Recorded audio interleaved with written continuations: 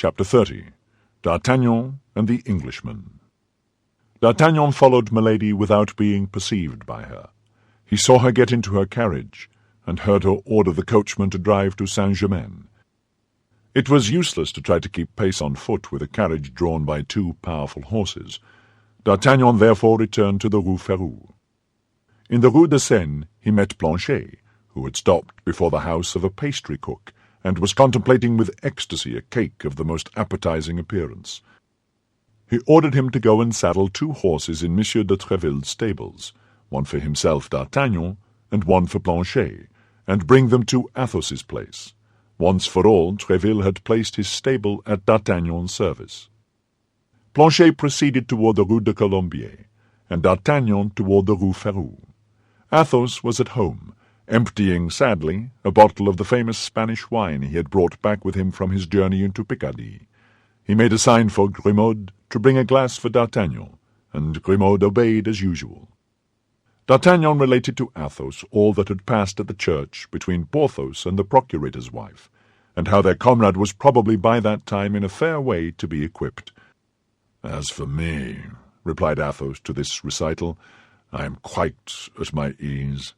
It will not be women that will defray the expense of my outfit." "Handsome, well-bred, noble lord as you are, my dear Athos, neither princesses nor queens would be secure from your amorous solicitations." "How young this D'Artagnan is," said Athos, shrugging his shoulders, and he made a sign to Grimaud to bring another bottle. At that moment Planchet put his head modestly in at the half-open door, and told his master that the horses were ready. "What horses?" asked Athos. "2 horses that Monsieur de Tréville lends me at my pleasure, and with which I am now going to take a ride to Saint-Germain." "Well, and what are you going to do at Saint-Germain?" then demanded Athos. Then D'Artagnan described the meeting which he had at the church, and how he had found that lady who, with the seigneur in the black cloak and with the scar near his temple, filled his mind constantly. "That is to say, you are in love with this lady, as you were with Madame Bonacieux," said Athos, shrugging his shoulders contemptuously, as if he pitied human weakness. "I? Not at all," said D'Artagnan. "I am only curious to unravel the mystery to which she is attached. I do not know why, but I imagine that this woman, wholly unknown to me as she is, and wholly unknown to her as I am, has an influence over my life." "Well, perhaps you are right," said Athos. "I do not know a woman that is worth the trouble of being sought for when she is once lost. Madame Bonacieux is lost. So much the worse for her if she is found."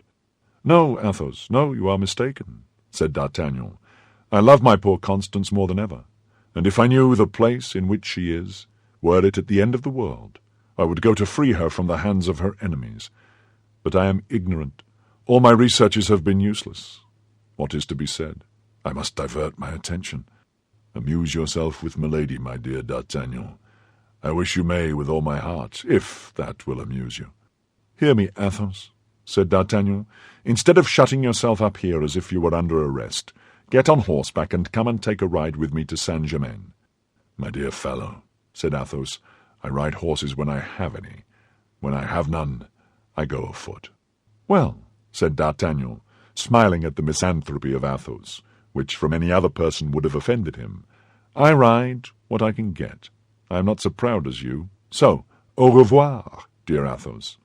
"Au revoir," said the musketeer, making a sign to Grimaud to uncork the bottle he had just brought. D'Artagnan and Planchet mounted and took the road to Saint-Germain. All along the road, what Athos had said respecting Madame Bonacieux recurred to the mind of the young man. Although D'Artagnan was not of a very sentimental character, the mercer's pretty wife had made a real impression upon his heart. As he said, he was ready to go to the end of the world to seek her, but the world being round has many ends, so that he did not know which way to turn. Meantime he was going to try to find out Milady. Milady had spoken to the man in the black cloak, therefore she knew him.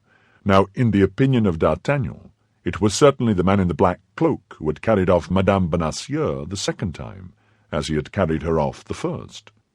D'Artagnan then only half lied, which is lying but little, when he said that by going in search of Milady, He at the same time went in search of Constance. Thinking of all this, and from time to time giving a touch of the spur to his horse, D'Artagnan completed his short journey, and arrived at Saint-Germain. He had just passed by the pavilion in which, 10 years later, Louis XIV was born. He rode up a very quiet street, looking to the right and the left, to see if he could catch any vestige of his beautiful Englishwoman, when from the ground floor of a pretty house, which, according to the fashion of the time, had no window toward the street, he saw a face peep out, with which he thought he was acquainted. This person walked along the terrace, which was ornamented with flowers. Planchet recognized him first. "Eh, monsieur," said he, addressing D'Artagnan, "don't you remember that face which is blinking yonder?" "No," said D'Artagnan, "and yet I am certain it is not the first time I have seen that visage." "Parbleu, I believe it is not," said Planchet. "Why, it is poor Lubin, the lackey of the Comte de Wardes, he whom you took such good care of a month ago at Calais, on the road to the governor's country house." "So it is," said D'Artagnan. "I know him now. Do you think he would recollect you?" "My faith, monsieur, he was in such trouble that I doubt if he can have retained a very clear recollection of me." "Well, go and talk with the boy," said D'Artagnan, "and make out if you can from his conversation whether his master is dead." Planchet dismounted and went straight up to Lubin, who did not at all remember him, and the two lackeys began to chat with the best understanding possible, while D'Artagnan turned the two horses into a lane, went round the house, and came back to watch the conference from behind a hedge of filberts. At the end of an instant's observation, he heard the noise of a vehicle, and saw Milady's carriage stop opposite to him. He could not be mistaken. Milady was in it. D'Artagnan leaned upon the neck of his horse, in order that he might see without being seen. Milady put her charming blonde head out at the window, and gave her orders to her maid. The latter, a pretty girl of about 20 or 22 years, active and lively, the true soubrette of a great lady, jumped from the step upon which, according to the custom of the time, she was seated, and took her way toward the terrace upon which D'Artagnan had perceived Lubin.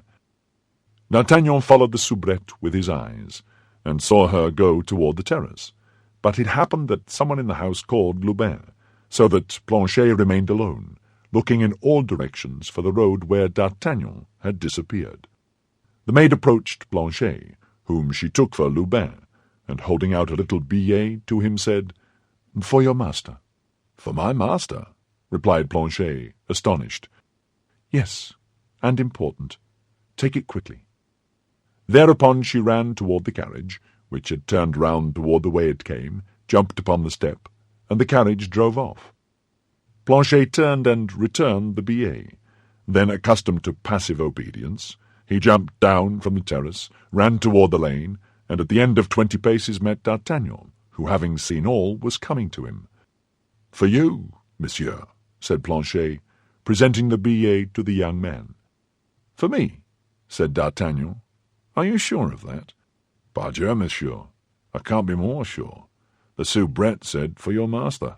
I have no other master but you, so a pretty little lass, my faith, is that soubrette."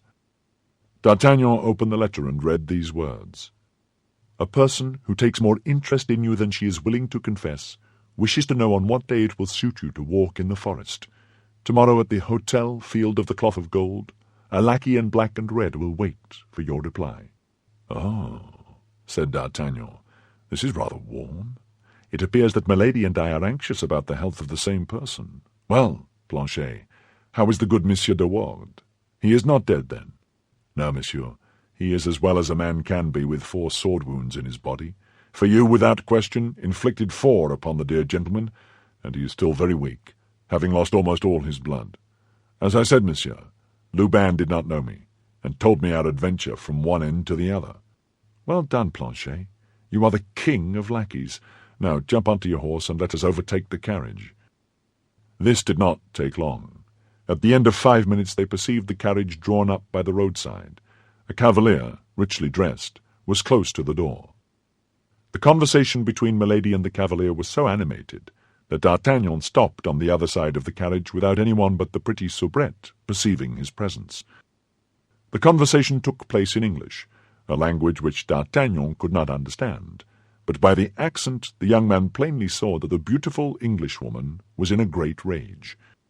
She terminated it by an action which left no doubt as to the nature of this conversation. This was a blow with her fan, applied with such force that the little feminine weapon flew into 1,000 pieces. The cavalier laughed aloud, which appeared to exasperate Milady still more. D'Artagnan thought this was the moment to interfere. He approached the other door, and taking off his hat respectfully said, "Madame, will you permit me to offer you my services? It appears to me that this cavalier has made you very angry. Speak one word, madame, and I take upon myself to punish him for his want of courtesy." At the first word Milady turned, looking at the young man with astonishment, and when he had finished, she said in very good French, "Monsieur, I should with great confidence place myself under your protection if the person with whom I quarrel were not my brother." "Ah, excuse me then," said D'Artagnan. "You must be aware that I was ignorant of that, madame." "What is that stupid fellow troubling himself about?" cried the cavalier whom Milady had designated as her brother, stooping down to the height of the coach window. "Why does not he go about his business?"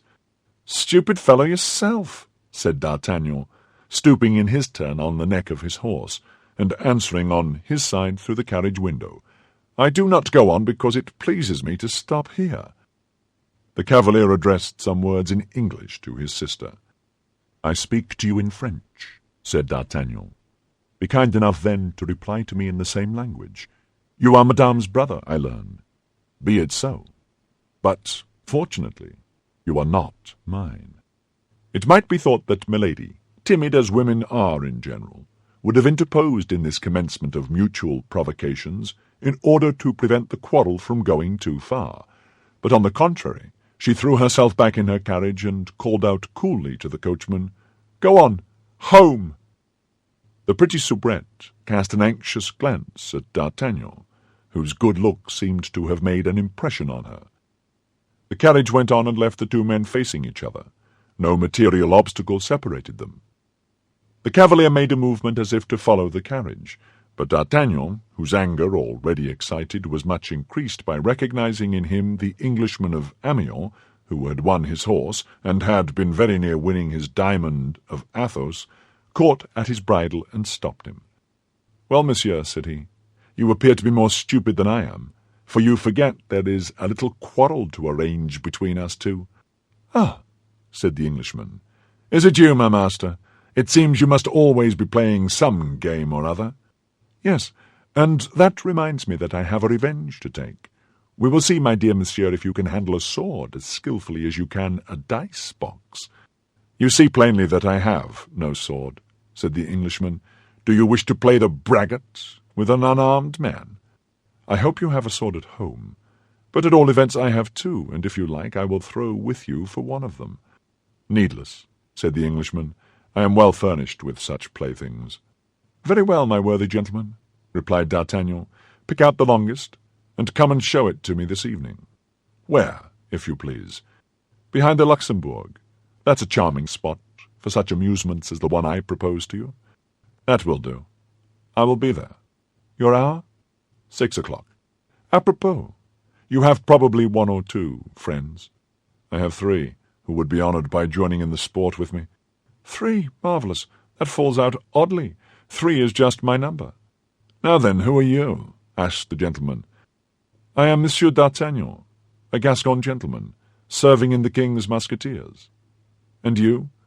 "I am Lord de Winter, Baron Sheffield." "Well, then, I am your servant, Monsieur Baron," said D'Artagnan, "though you have names rather difficult to recollect." And touching his horse with the spur, he cantered back to Paris. As he was accustomed to do in all cases of any consequence, D'Artagnan went straight to the residence of Athos. He found Athos reclining upon a large sofa, where he was waiting, as he said, for his outfit to come and find him.